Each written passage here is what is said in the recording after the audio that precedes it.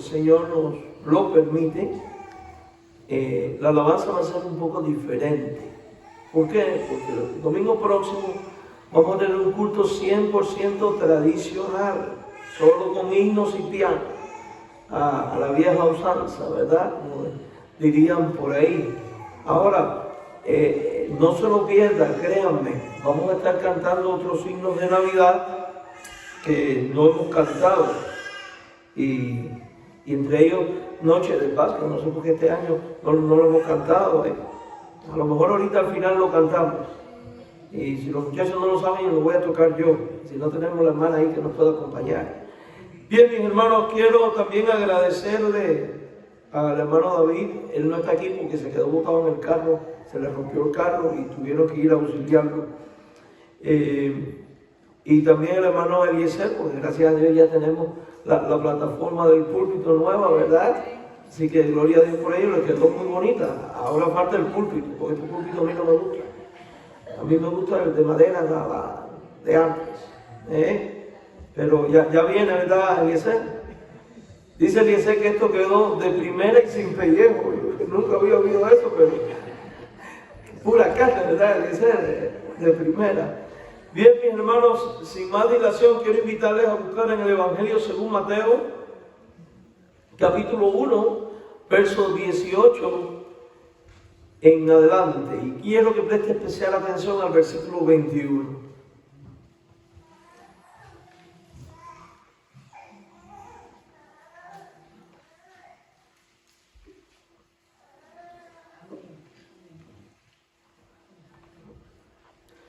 Evangelio de Mateo, capítulo 1, versículo 18 en adelante.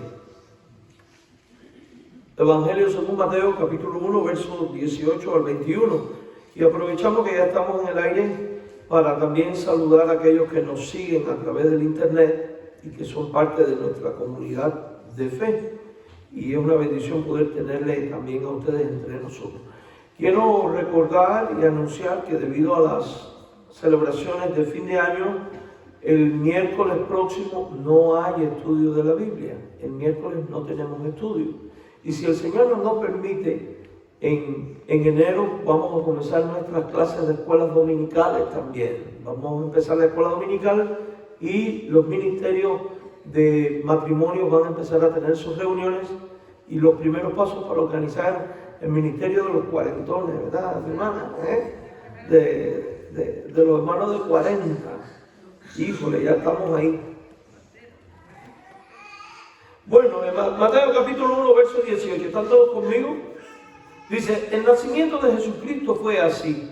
Estando desposada María, su madre, con Jesús, antes que se juntase, se halló que había concebido del Espíritu Santo. José, su marido, como era justo y no quería infamarla, quiso dejarla secretamente.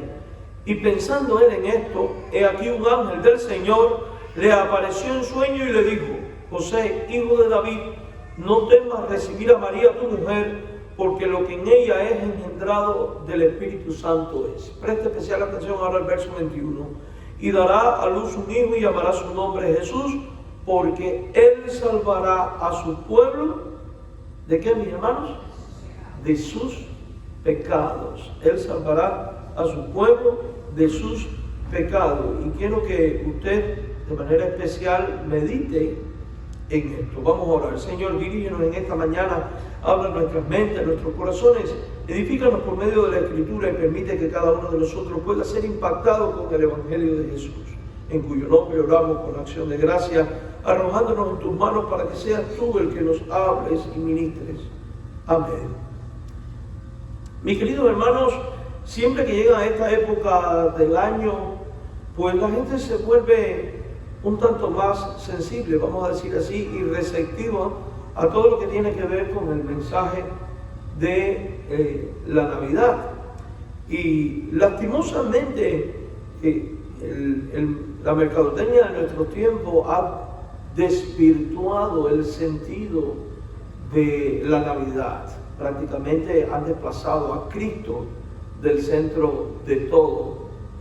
Y usted hoy va a la tienda o habla con la gente y ¿qué es lo que te dice? Feliz fiesta. Yo siempre digo, no, feliz fiesta no, feliz Navidad. Porque la Navidad no se trata de regalos, aunque es bueno que nos regalemos. No se trata de comida, aunque es bueno que pasemos tiempo juntos con la familia. Sobre todas las cosas, Navidad se trata de recordar a aquel que se hizo hombre y habitó entre nosotros con un propósito muy definido, y era salvar al hombre del pecado y dar vida nueva, eterna y abundante. Por eso hoy quiero que meditemos en estas cosas y hemos titulado este mensaje La llegada del tiempo de salvación. Cuando examinamos cuidadosamente Mateo 1, 18 al 21, descubrimos que el portador de esta revelación o mensaje es un ángel del Señor. El destinatario es José, el desposado de María, una mujer virgen y madre del Mesías, tal y como se había profetizado en Isaías 7:14, donde por inspiración del Espíritu Santo Isaías había dicho: la Virgen concebirá y dará a luz un hijo y se llamará su nombre Admirable, Consejero, Dios fuerte, Padre eterno, Príncipe de paz. Las circunstancias en las que se comunica el mensaje son muy precisas y oportunas. Y digo precisas y oportunas porque cuando usted lee el libro de los Gálatas, en el capítulo 4, versículo 4, dice la Biblia: llegado el cumplimiento del tiempo, Dios envió a su Hijo, nacido de mujer y bajo la ley, para traer redención. O sea que el momento de la natividad, del nacimiento del Cristo, fue en el tiempo perfecto de Dios. Y fue en un tiempo para traer vida y para traer salvación. Y aunque esto ocurrió hace ya más de 2000 años, sigue teniendo la misma vigencia, el mismo poder, la misma autoridad y el mismo propósito divino de antaño, y es poder producir vida a gente que vive como muertos entre vivos a consecuencia del pecado. Porque Jesucristo definitivamente es la esperanza, la solución a toda problemática humana.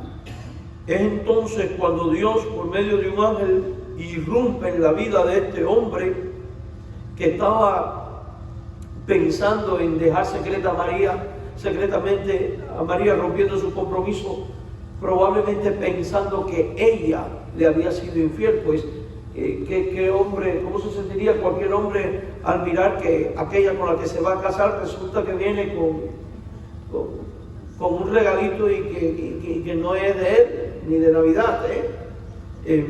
Era comprensible, pero su amor era tan grande que no quería injuriarla. Evidentemente José se está guiando por un sentimiento natural que cualquiera de nosotros hubiera tenido y sentido de la misma manera, pero Dios que es grande, Dios que es misericordioso, Dios que es justo, no puede dejar que las cosas ocurrieran así. Primero porque no era justo para con María, quien había aceptado ser la sierva del Señor asumiendo este reto, y en segundo lugar por el mismo bien de José, y en tercer lugar para que Jesús pudiera crecer en un hogar sano, en un hogar temeroso de Dios. Es cuando entonces el ángel irrumpe en la vida de José, revelando el plan de Dios, revelando el plan redentor para con la humanidad toda. No solo preservando la vida de María y por ende del bebé, sino también mostrándole a José la importancia de su rol en el eterno plan del Padre para salvar a hombres pecadores y por ende para salvar de la muerte eterna.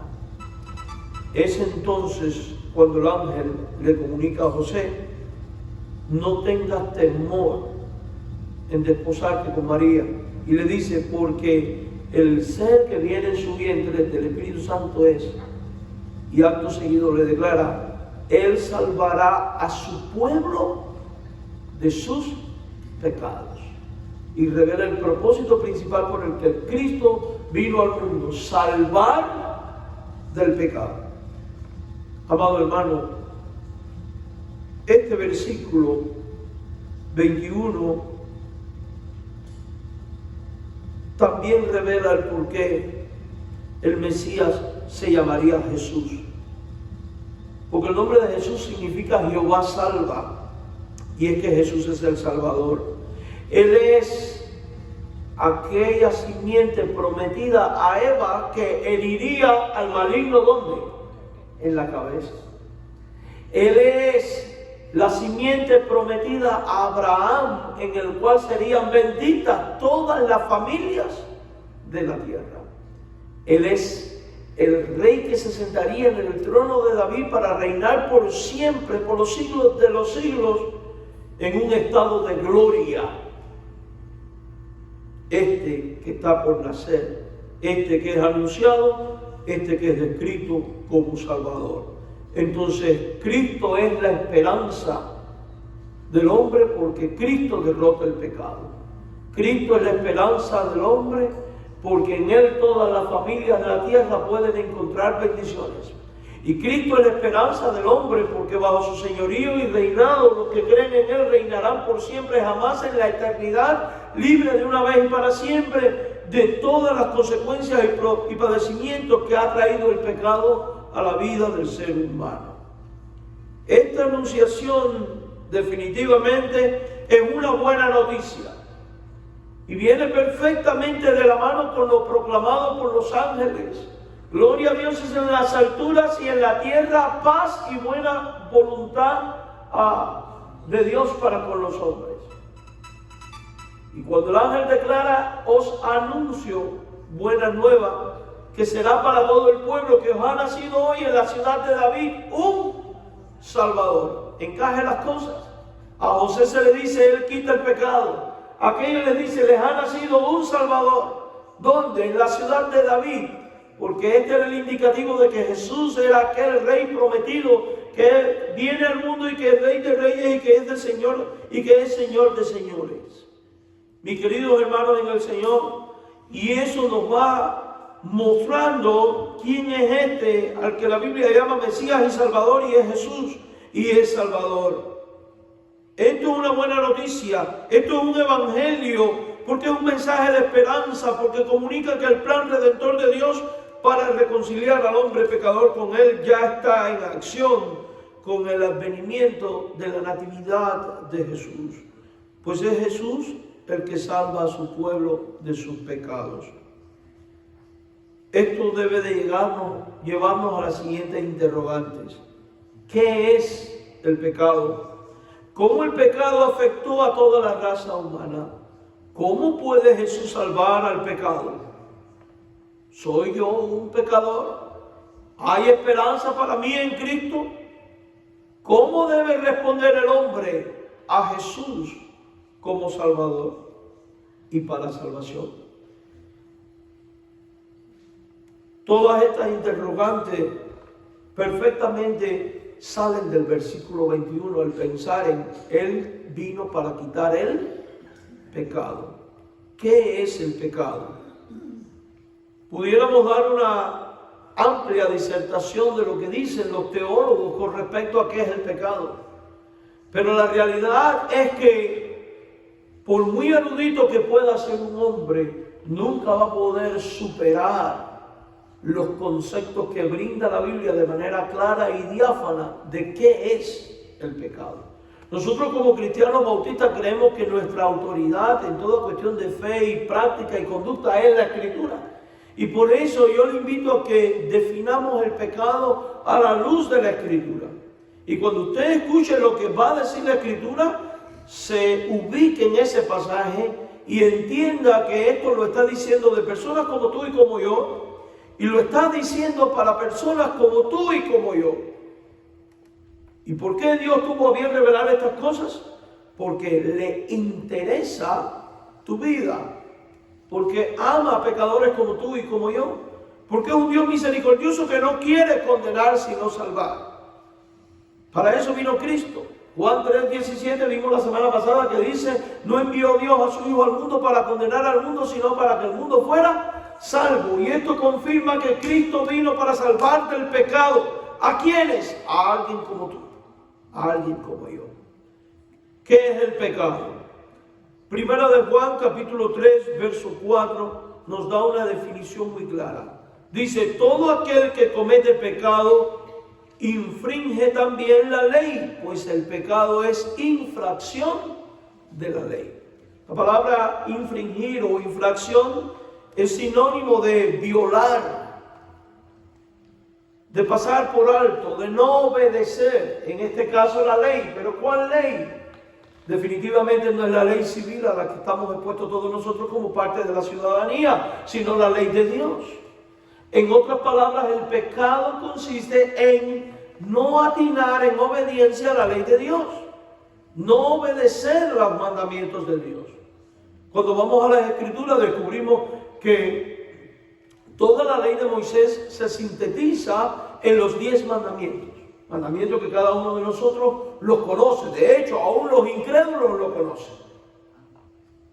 No tendrás dioses ajenos delante de mí, no te harás imágenes ni te inclinarás ante ellas. Guarda el día del Señor, no robes, no mates, no adulteres, no codicies, honra a tu padre y a tu madre, etcétera, etcétera, etcétera. También vemos que todos estos 10 aún se resumen en los 2 principales: amar a Dios sobre todas las cosas y al prójimo como a uno mismo. Y cuando nosotros comparamos nuestra vida con las exigencias de la ley de Dios, descubrimos que cada uno de nosotros en algún momento u otro hemos violado estos mandamientos, porque en algún momento u otro o hemos robado, o hemos mentido, o no hemos honrado a nuestros padres, o simplemente hemos codiciado lo que no teníamos que codiciar, o no hemos guardado el día del Señor, o incluso hemos adorado a otra cosa que no es al único Dios vivo y verdadero, o hemos sucumbido ante la imaginería del mundo, o simplemente no hemos adorado a Dios con todo el alma, mente y corazón, o no hemos expresado el amor más profundo que se debe expresar en nombre de Dios para con el prójimo.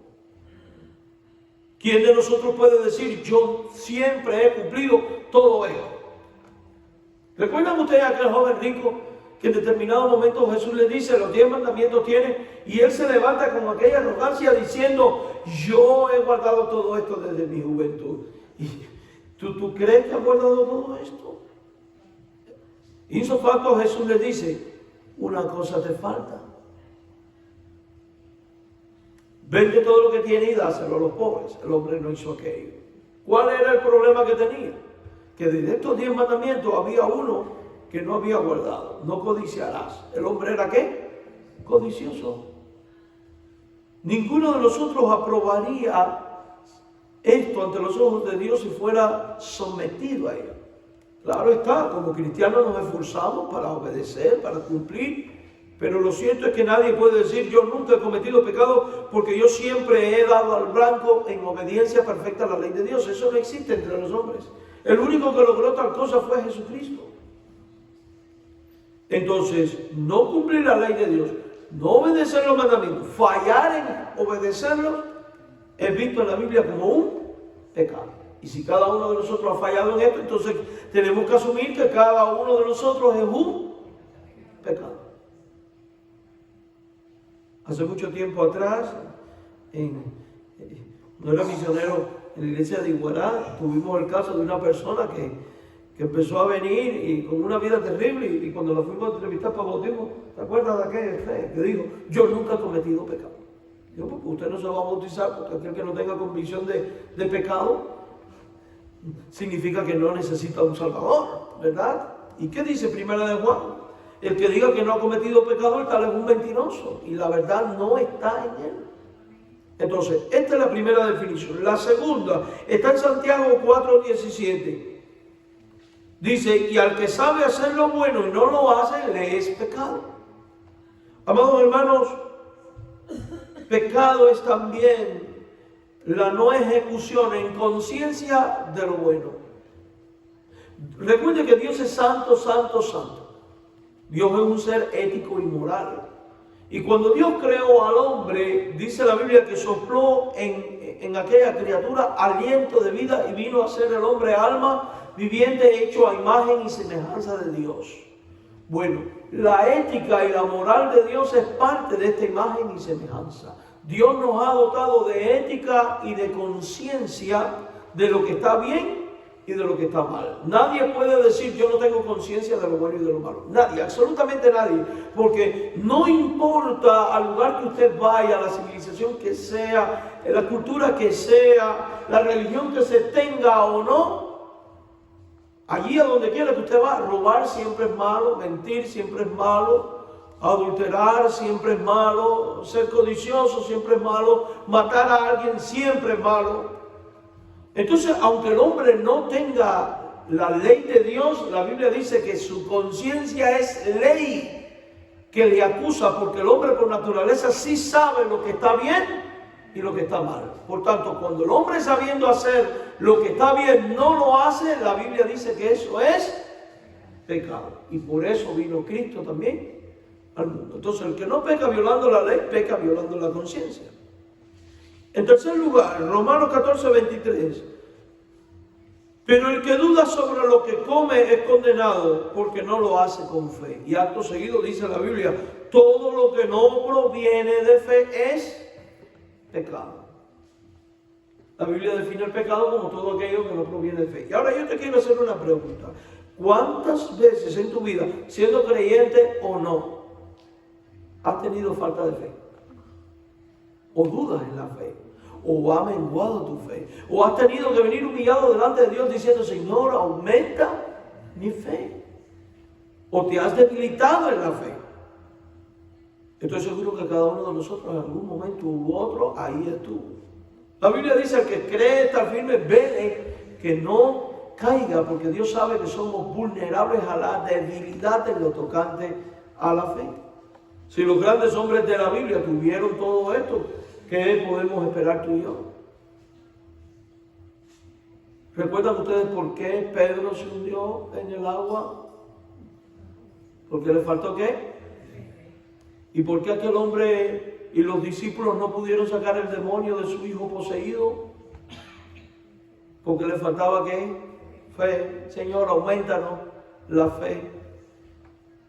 Después Jesús va a enseñar, si tu fe fuera del tamaño de un grano de mostaza, tú podrías decir a este monte, quítate de aquí y plántate en tal lugar y se haría. Entonces la falta de fe revela también la condición pecaminosa del hombre. Entonces quedamos en esto, que el pecado no es atinar, es no atinar en obediencia a la ley de Dios, es saber hacer lo bueno y no hacerlo, y es cuando nuestra vida carece de fe. Mire, si usted no es visto como pecador por todos estos puntos, al menos lo va a hacer siempre por uno. Entonces aquí nadie puede decir, yo nunca he pecado, yo no cometo pecado. Por eso el mundo necesitaba un Salvador. Por eso tú necesitas al Salvador. La segunda pregunta, ¿cómo el pecado afectó a la raza humana? Y a menos que usted sea un marciano u otra cosa, si el pecado afectó a toda la raza humana, eso significa que el pecado también te ha afectado a ti. El pecado afectó a la raza humana de manera universal, afectando la naturaleza del hombre para mal, contaminando así todo su ser, sus pensamientos, sus acciones, palabras, sentido, voluntad. Y si usted tiene duda de ello, examine la Escritura. En determinado momento, poco tiempo después de crear Dios al hombre, y tras el hombre por causa del pecado ser expulsado del Edén, Dios mira la condición humana. Y en Génesis 6:5 dice la Biblia, vio Jehová que la maldad de los hombres era mucha en la tierra y que todo designio, o sea, todo pensamiento, toda decisión, de los pensamientos del corazón de ellos era solo de continuo al mal. Porque el hombre sin Dios vive esclavo del pecado. Y el hombre esclavo del pecado solo va a pensar en el mal y va a actuar para mal. Ahora, cuando hablo del mal, no se trata de ser todo lo peor que un ser humano puede llegar a ser. No sea tan tremendista, ¿no? Evidentemente, si usted se compara con Hitler, usted es un santo. Pero basta con violar un solo mandamiento de Dios, que la Biblia dice que usted se hace infractor de todos ellos. Y si usted tiene duda de Génesis 6:5, examine su propia vida, mi querido hermano. Y piense por un instante qué ocurre contigo cuando tú dejas de orar, dejas de meditar la Biblia, dejas de meditar la Escritura, dejas de escuchar predicación, dejas de alimentarte espiritualmente. Inmediatamente, ¿quién empieza a tomar el control de tu vida? La carne, los malos pensamientos, los malos deseos, las amarguras, los rencores, y eso desata a la carne en acción. ¿Y por qué ocurre esto? Porque el hombre sin la asistencia del Espíritu Santo de Dios, el hombre sin Cristo en el corazón, quien gobierna es el pecado, y el pecado lleva a esto. Génesis 8:21, después que Dios destruyó al mundo por el diluvio a causa del pecado, y Noé ofrece aquel sacrificio, Dios mirando al hombre y cómo éste era, dice: no volveré más a maldecir la tierra por causa del hombre, porque el intento del corazón del hombre es malo desde su juventud, ni volveré más a destruir todo ser viviente como es hecho. ¿Y por qué Dios dice esto? Porque el pensamiento del corazón del hombre es malo ¿desde cuándo? Desde su juventud. En hebreo la palabra juventud es niñez. Desde la niñez. Y eso es cierto, hermano. Nada más que los niños crecen un poquito y empiezan a tener un poquito de acciones de independencia, y uno puede ver cómo va aflorando el pecado. Hay agresividad, hay violencia. El bebé a veces trata de pegarle al papá, a la pelo muerde, es egoísta. Claro, a Dios gracias que uno como padre empieza a trabajar en todo esto y a moldear su vida y su carácter para que esto no tome el control de ellos. Pero al final son evidencias de que hay un problema de pecado en el corazón de todo ser humano. Y por eso Cristo vino al mundo, para salvar a su pueblo de el pecado. Mateo 15:19. Jesús dice: del corazón salen los malos pensamientos, los homicidios, los adulterios, las fornicaciones, los hurtos, los falsos testimonios, la blasfemia. ¿De dónde sale? Del corazón. ¿Y quién está diciendo esto? Aquel que conoce lo que hay en el corazón del hombre como nadie. Jesús, porque Él es Dios. Y Jesús es la máxima revelación de Dios. Recuerde, Hebreos 1, del 1 al 4 dice: en el pasado Dios nos ha hablado por los padres y los profetas, pero en estos postreros tiempos nos ha hablado por medio del Hijo. Y Jesús no se equivoca. Él expone la realidad del corazón del hombre sin Dios. Amados hermanos, si a veces estando en Dios se nos salen los adulterios, las fornicaciones, los hurtos, los falsos testimonios, la blasfemia, los homicidios y toda clase de mal, ¿cuánto más cuando estábamos sin esperanza, sin Dios, sin Cristo en este mundo? Entonces, por eso el hombre necesita de un Salvador. ¿Se puede ir dando cuenta usted de esto? Que la solución al problema del mundo está en Cristo. Que la solución a tu problema de pecado está en Cristo. Porque Él vino para ello. El pecado afectó de manera universal la naturaleza del hombre para mal, al despojar a éste de su condición de inocencia, haciéndolo injusto o abominable ante los ojos de Dios. Cuando Dios creó al hombre, Dios no lo creó pecaminoso. De hecho, dijo Dios, después de haber creado al hombre, y fue bueno. Dios no creó en estado de inocencia. Fue el pecado el que echó a perder todas las cosas. Es el pecado el que ha separado al hombre de Dios. Es el pecado el que llevó al hombre a la exclusión de la presencia de Dios. Primero de Reyes, capítulo 8, verso 46, dice: si pecaren contra ti, y y acto seguido declara, porque no hay hombre que no peque. Así que si hasta esta altura del partido tú has dicho, yo nunca he pecado contra Dios, mira, tienes un serio problema, porque la Biblia, que es palabra de Dios, que es la voz de Dios escrita, te dice, no hay hombre que no peque. Bueno, pastor, ahí lo está diciendo de los hombres. Bueno, pero está hablando en términos genéricos. No me venga con eso ahora de hombre, mujer o como algunos están hoy en día, amigo, amiga y amiguex. Amiguez ni amiguez, esa animalada no es reconocido ni por la academia como parte de la forma de hablar. El masculino siempre se utiliza para el término genérico. Proverbios 29 dice, ¿quién podrá decir, yo he limpiado mi corazón, limpio estoy de mi pecado? ¿Quién? Y es un reto que lanza Dios. Nadie. Oh, pero pastor, yo he sido una persona muy ética y muy moral. Qué bueno que usted es ética y que es moral. Pero para que tu ética y tu moral sea aceptable como justificación para el pecado, tendría que ser exactamente igual de perfecta a la ética y a la moral de Dios. Y en el ser humano no existe tal cosa. Eso significa que tú necesitas un Salvador. El mundo necesita a este Salvador. La Biblia dice en Eclesiastés 7:20, ciertamente no hay hombre justo en la tierra que haga el bien y nunca peque. No existe. Si usted se da cuenta, yo no estoy dando aquí argumentos personales, yo estoy citando lo que dice ¿qué? La Escritura. Porque la palabra de ningún pastor está por encima de la palabra de la Escritura, ni de ningún teólogo o autor bíblico. Ella habla por sí misma. Basta con saber buscar los textos para darnos cuenta de lo que está diciendo. Primera de Juan 1:8 había dicho, si decimos que no tenemos pecado nos engañamos. ¿Por qué? Porque todos los tenemos.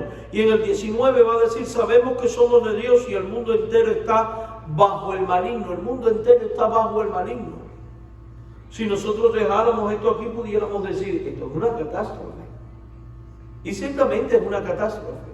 Pero ¿saben qué? Es una catástrofe que tiene solución. Y la solución está en Cristo. Porque Él es el enviado de Dios para quitar el pecado de su pueblo. Cristo es la solución. El pecado afectó de manera universal la naturaleza del hombre para mal, al arrancar sobre su vida una horrenda, al acarrear sobre su vida una horrenda expectación de juicio para muerte y condenación. Porque la paga del pecado es muerte.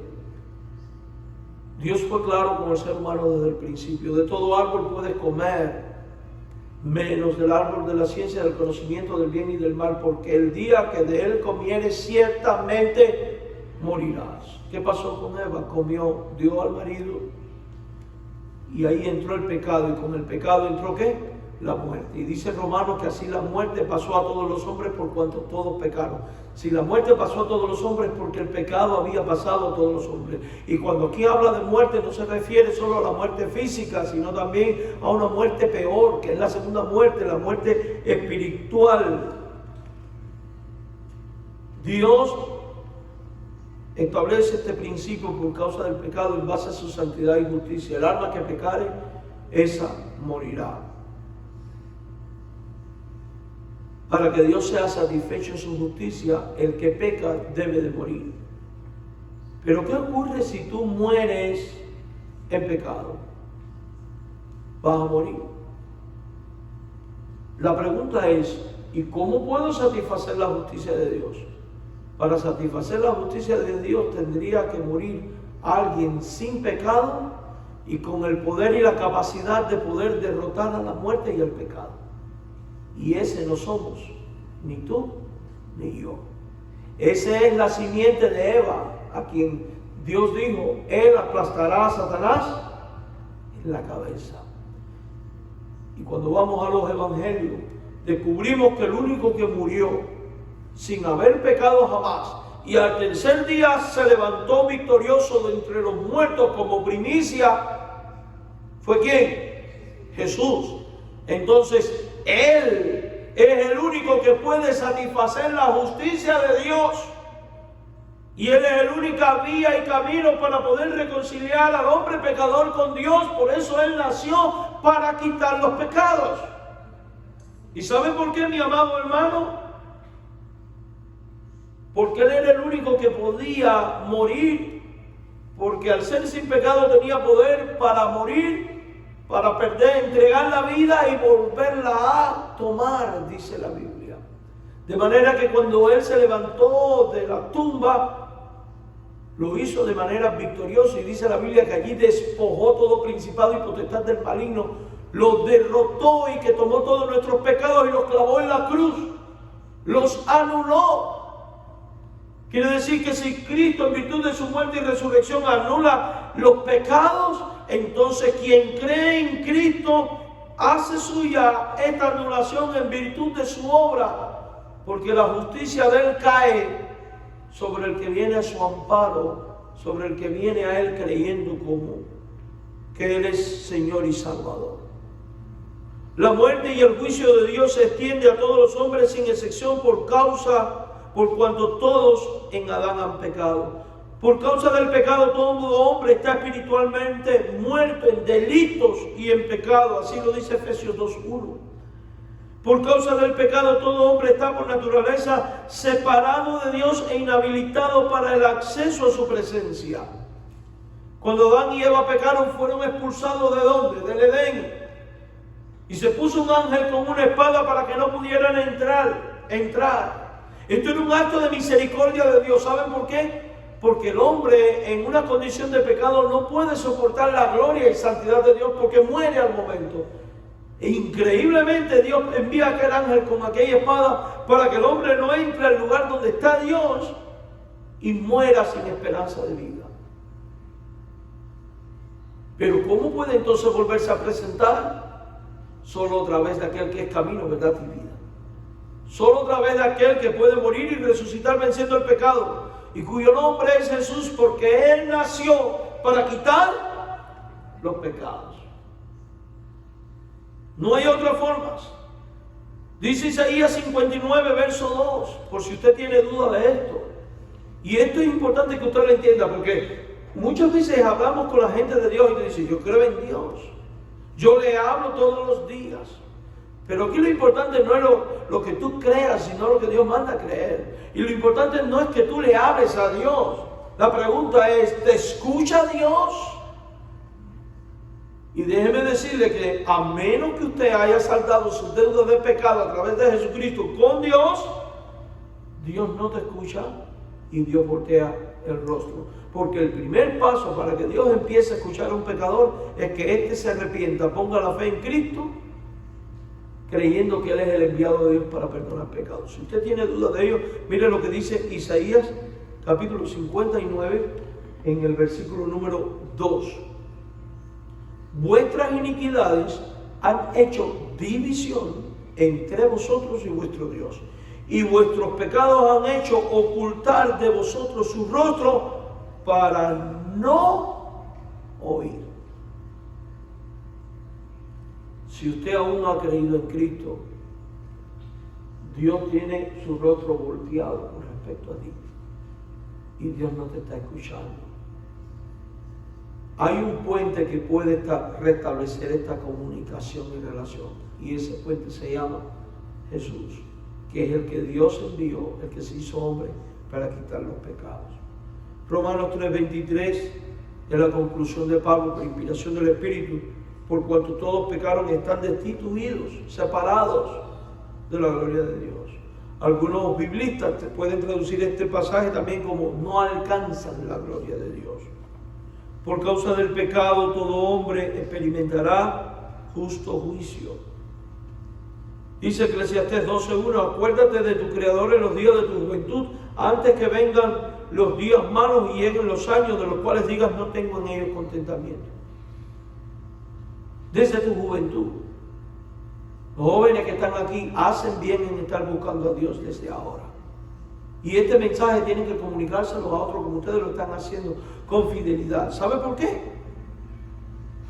Porque la juventud es la etapa más corta de la vida, la más efímera, es la que menos dura.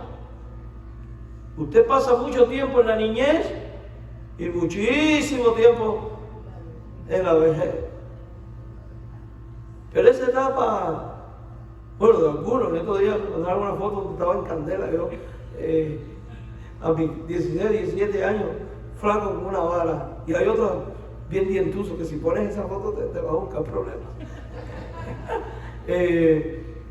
Pero la Biblia hace una descripción antes de que vengan los días en los cuales no tengas el contentamiento. Eclesiastés 12:14, porque Dios traerá toda obra a juicio, juntamente con toda cosa encubierta, sea buena o sea mala. Un día vas a estar delante de Dios para dar cuenta por las cosas públicas y por las cosas que están ¿dónde? Encubiertas, ¿dónde? En tu corazón, en tu mente. Por eso Dios demanda pureza, santidad de espíritu, alma y cuerpo. Y demanda que el hombre considere en esto. Y la única manera de superar este juicio es teniendo un abogado que diga: este hombre es inocente. Y en la Biblia el único abogado que puede declarar justo en virtud de la muerte y resurrección es Jesús. Si usted tras creer en Él le rinde su corazón, porque cuando usted cree en Él, su sangre limpia de todo pecado. Él te justifica y en el día del juicio Él dará testimonio de ti. Este fue lavado con mi sangre. Por eso Jesús nació, para quitar pecados. ¿Está usted aquí conmigo, mi hermano? Entonces el pecado no lo quita la iglesia. El pecado no lo quita una religión. El pecado no lo quita las ordenanzas, bautismo, cena o lo que sea. El pecado no lo quita el agua bendita. El pecado no lo quita el bautismo. El bautismo es un testimonio público de que usted murió al pecado y resucitó en Cristo. El pecado no lo quita por usted tener determinada ideología o filosofía de vida. El pecado solo lo quita la sangre de Cristo. Por eso Él se hizo hombre, para quitar pecados. Para ello Él murió. Por eso respondemos: ¿cómo puede Jesús salvar? Al ser inmolado por medio de su muerte como cordero. Dice Hebreos 9:26: de otra manera le hubiera sido necesario padecer muchas veces desde el principio del mundo, pero ahora en la consumación de los siglos se presentó una vez y para siempre por el sacrificio de sí mismo para quitar de en medio el pecado. Cuando usted cree en Cristo, el pecado es quitado del medio. ¿Qué es lo que se interpone entre el pecador y Dios?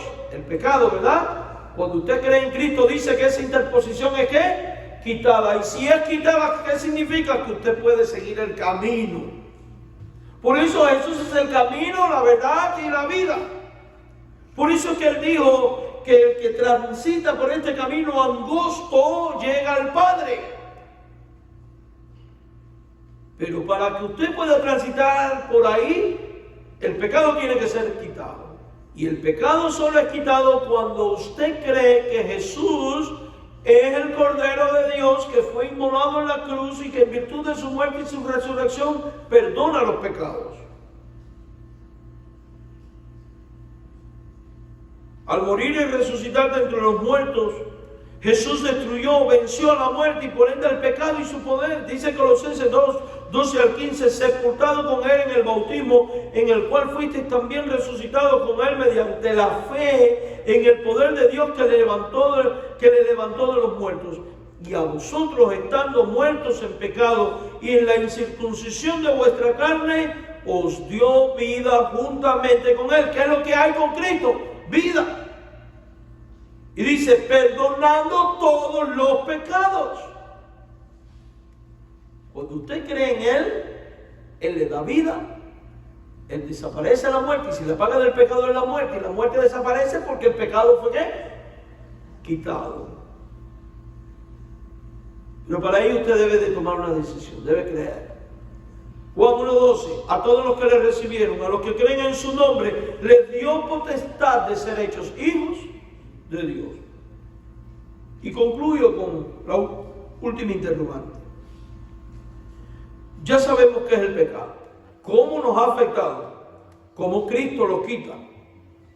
Pero, ¿cómo vas a responder tú a esto?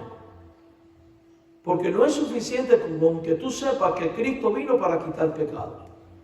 Es imprescindible que usted crea en el Cristo que quita los pecados y le rinda su corazón a Él y crea en Él como Salvador. ¿Cómo debemos responder? Primero, con arrepentimiento para con Dios. Al tomar conciencia que es contra Dios y solo contra Dios, contra quien has pecado. El apóstol Pedro, predicando en Hechos 3:19, dice: así que arrepentíos y convertíos para que sean borrados vuestros pecados. El primer paso es el arrepentimiento. El segundo paso, poner tu fe en Jesús. Poner tu fe en aquel que el ángel, por mandato de Dios, le dijo a José: Él viene para quitar los pecados de su pueblo. Romanos 1:17, porque en el Evangelio, o sea, en estas buenas noticias, la justicia de Dios se revela por fe y para fe. Y cita el Antiguo Testamento: el justo por la fe vivirá. Solo poniendo la fe en Jesús se puede tener vida. Por eso es que después en Juan 3:18 va a decir: el que en Él cree tiene la vida, y el que no cree no tiene la vida. Gálatas 3:11 dice, en Lucas 13:3, Jesús mismo dice: os digo, antes si no os arrepentís, todos pereceréis igualmente. Es necesaria la fe en Cristo. Gálatas 3:11, por la ley, o sea, los 10 mandamientos, ninguno se justifica para con Dios, porque el justo por la fe vivirá.